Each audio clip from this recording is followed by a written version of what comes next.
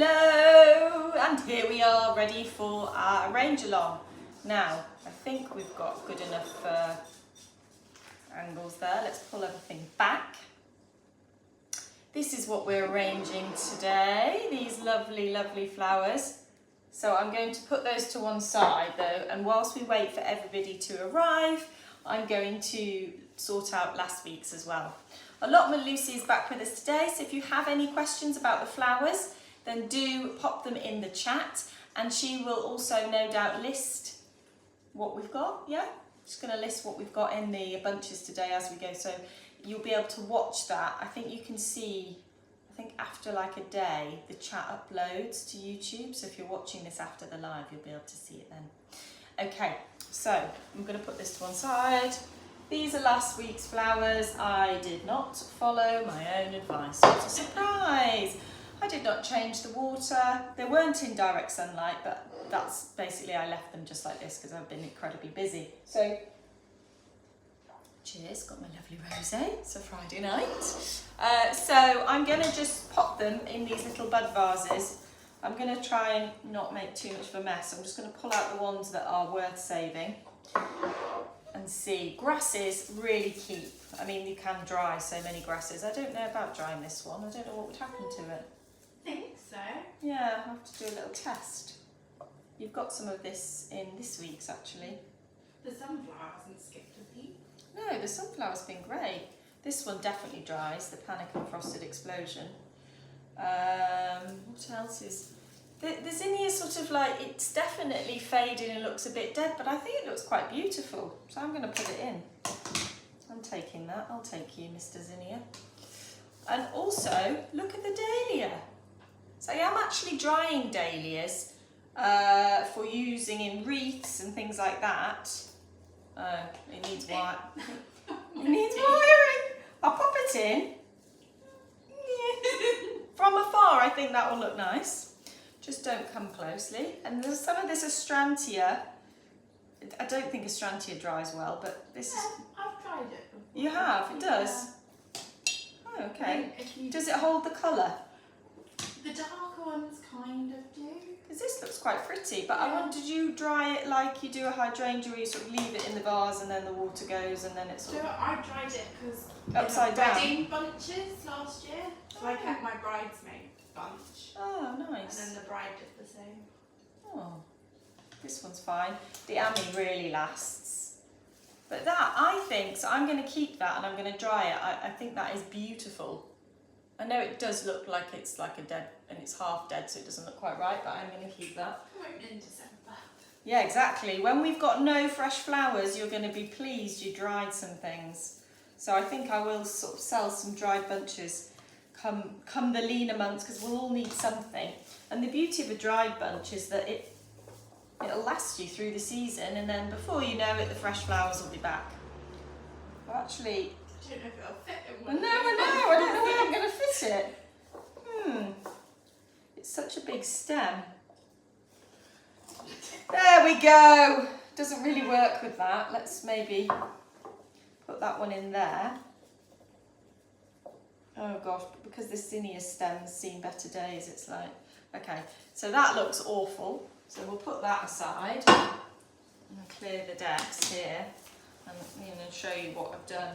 But that's flowers that were a week old, still going to get another couple of days. And I say that they're going to get another couple of days, but in my house, because I'm so busy, they'll probably stay there for another week until I can't bear to walk past them anymore and they're just too dead.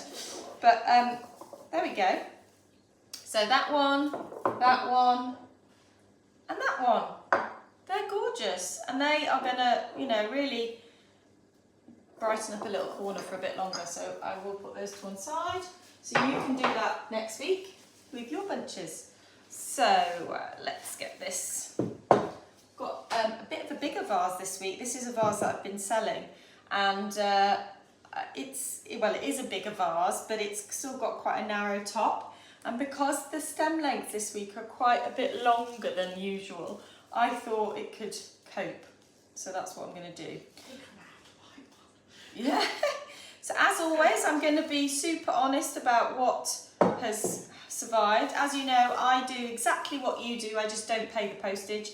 So I make my bunch, I wrap it up in paper, I gel and put the compost bag around it, and then I leave it for a day. I cut the stems, take the gel off, and then hydrate them. So status, of course, not even blinking an eye. And the dahlia is pretty much perfect still. This is opened up, which is beautiful actually. So this has not survived, unfortunately. This is the cosmos, it didn't quite make it.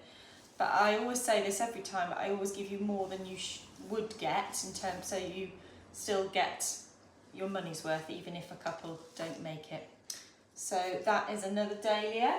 What I'm going to do, as I'm talking about them, I should have said, we're going to take off any side buds, any leaves that are just going to, I'm going to leave that bit on there, but maybe just take off some of the bottom ones. And on the panicum, Frosted Explosion, yes, panicum Frosted Explosion, or Sparkling Fountain. Yeah, there's so many names. I don't know what the actual Latin name for this is. Does anybody know? I presume it's panicum something. No? Well, panicum, yeah, panicum is grass. Is it elegant something? Yeah. We're going to look it up, we're going to find out. I mean, it's a nightmare when you're learning about all of this stuff, which I am, and you feel like you're really on top of the names, and then you realise you're not. You've got to learn the common name, or you know the common name, you don't know the Latin name. Anyway. And there's common names in different areas and different countries. Oh, just to help. Yeah, exactly, loads of names. This is a sunflower called Ruby Eclipse, if you are interested in growing that. So that is absolutely fine. And the Astrantia is fine. I'm just going to get rid of those little bits of leaves. Do not want those. What else have we got? Grass, absolutely fine. Sanguisorba, lovely as well. This is Sanguisorba, so this grass is a miscanthus, I'm not quite sure what type. This is really marked, grasses really mark the end of the summer. I think that even though some of these colours aren't sort of autumnal, there's something autumnal about grasses, and I think that's just because we see a lot of them in the garden at this time. So the Sanguisorba, there is a bit of a droopy one there, but this is called Tana, and it's a sort of soft pink one. And this, I seem to have snapped that off, but that's not yet come into flower, but in its green bud, I think it's really pretty too. My other cosmos has not survived. I don't know why my cosmoses didn't. Shame. I'm going to keep that bud though. Then we've got another little dahlia, little pom-pom dahlia. I can't remember all the names of the dahlias, there's just too many. We had to have a bit of a sad going on the field this week. This is Ami Visnaga. Just cut off those side shoots. You might want to leave ones that are at the top because they're elegant and you like them, or you can just cut them off so you've just got a really lovely stem like that. I think the fact that it's not straight is really pretty. So we found there were some diseased dahlias, and so we've had to cut them off. It hurt my soul. Yeah, Lucy was very kind. Allotment Lucy actually pulled them out for me. She's like, I'm going to do it for you because I think it would be too upsetting. It was upsetting enough. It was upsetting enough for you. So this is Bells of Ireland. I'm very happy that we've got another succession of this because I use this so much. And I would really recommend cutting off the leaves because the leaves do tend to get a bit discoloured, whereas the flowers, the little green trumpets or bells, won't. If you do have any trumpets that are a bit brown or tinged, then what you could do is pull them off. Just be careful, there are spikes underneath the Bells of Ireland. They're fine if you push that way. No, they're fine if you push that way. Yeah. Sorry, that way. Down, not up. Okay, then I've got another dahlia. I'm going to leave that little side bud on that dahlia. And we have got a couple of scabious. Forgot the snack. Oh, did I not say that? No, you forgot to put it in. Yeah. Okay, Lucy's adding those in. Right, so we've got all of our bits, so it's always easy just to have all your bits in a row, see what you've got, and we should all have similar-ish bits. Some things might be slightly different quantities, but on the whole, we've all got the same. I genuinely don't know what to start with. I'm going to go with the Snapdragon. I often do because they're tall. And I'm going to come in with some dahlias. So that dahlia, to me, is quite an ugly stem. So I really don't want that stem where the join is. I don't want that to show. So I'm going to put that down there. This dahlia looks a little bit worse for wear, but it's not. The edges there, I think, are going to sit. Oh yeah, they're fine. They're in this vase. They're going to sit. That's going to sit below. And then I don't like the stems of Status, but I like how they fill in. So I always generally put them quite low. This, the perennial Phlox paniculata. It smells amazing as well. This is dreamy, and this will continue to open. It's almost like a hydrangea. It is like a hydrangea, yeah, actually. It is just like that. Yeah, not quite sure about that yet, but we'll see. We'll see where we're putting it. Sunflower, you know, my favourite place to put a sunflower, down there at the bottom. Because I think the stems are quite big and chunky and not particularly attractive. So I think it looks best if they are hidden. Really thinking about this. So again, these are sort of filler flowers. So I'm just going to take the astrantia. I'm going to bunch them together actually for some texture together. So I get a block of colour rather than separating them out and putting one on one side, one on another. Normally I put the grass in at the end. I'm going to do that. Don't do that yet, Lisa. Don't do the grass.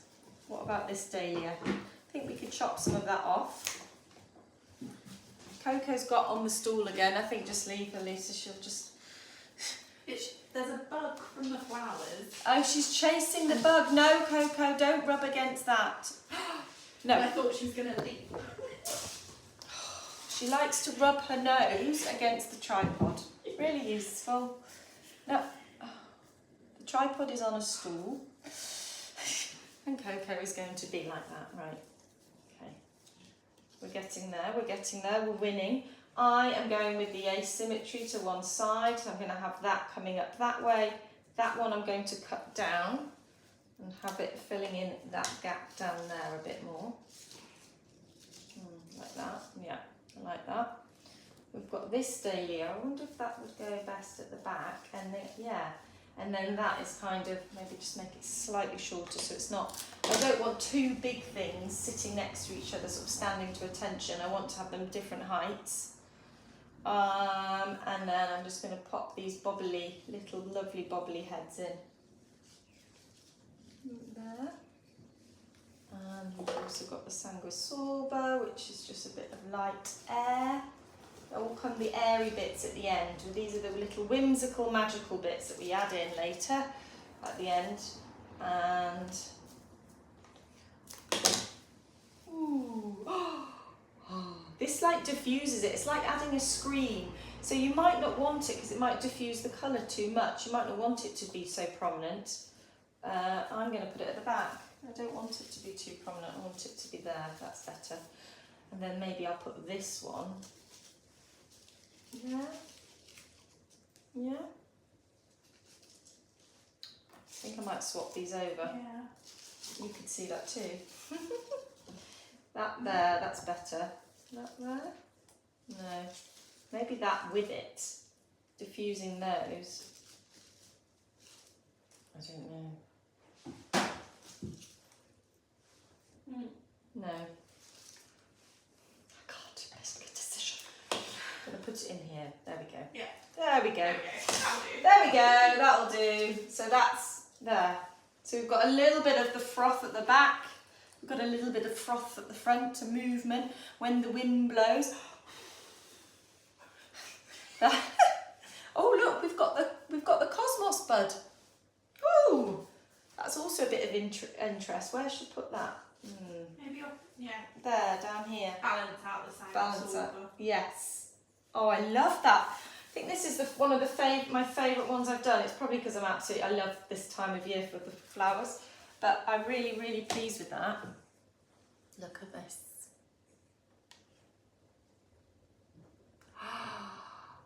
It's so pretty. Right, Let's see if I can remember to change the water this week. So I hope you enjoyed that and you're still arranging and enjoying arranging your flowers. Do tag me in your creations on Instagram. Or either tag me at Jazzy Rose Flowers, or just put the hashtag Jazzy Rose Flowers, and then everyone can follow that hashtag and see what you've posted. But yeah, I will see how they're looking in a few days, and I'll share that on my Instagram. But I think that's just so pretty. Lovely, lovely, lovely colours. Obviously I'm biased because they're my flowers. I also wanted to show you these that I've been doing. So my TV watching project, it might not be a surprise to you that I am this kind of person that can't just watch television. I have to do something, and whether that's knitting or a puzzle, or I try to make sure it's not my phone.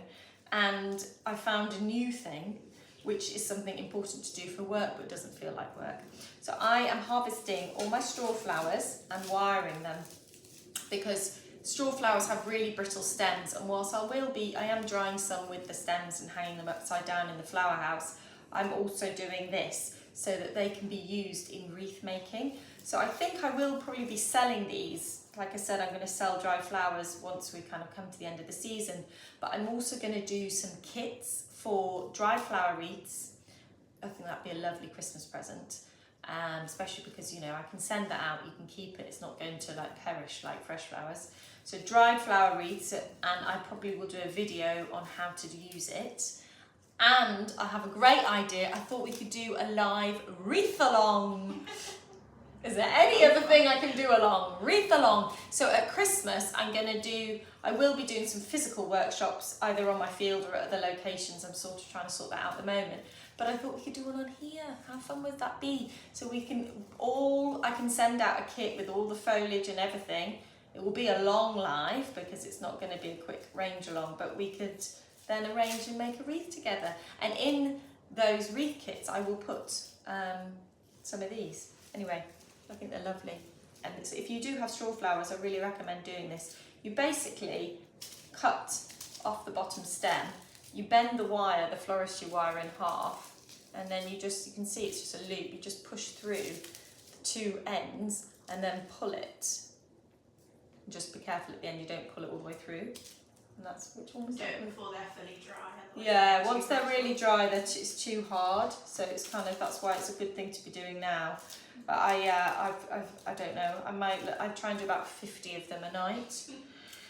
So I've got a lot, but I still got a lot to keep going with. And also, the more you cut straw flowers, the more they come. Cut and come again. How beautiful are those colours. Anyway, Coco is now literally, we have to take a photo of this, literally trying to clean herself on the stool where the tripod is. It's only going to be a matter of minutes before the tripod and her fall off. So, thank you very much for watching this tonight, and thank you to Allotment Lucy for being here and letting us know of listing all the varieties. It's always quite quiet on these arrange-alongs, and that's absolutely fine, but you know you can always put say stuff in the chat, or if you want to comment on something. I am not so hot at looking at the comments to this, so if you want to get in touch with me, it's better to find me on Facebook or on Instagram. I'll put everything below when it uploads, and chat to me on there. Right, have a lovely weekend, and I will see you next Friday. Bye!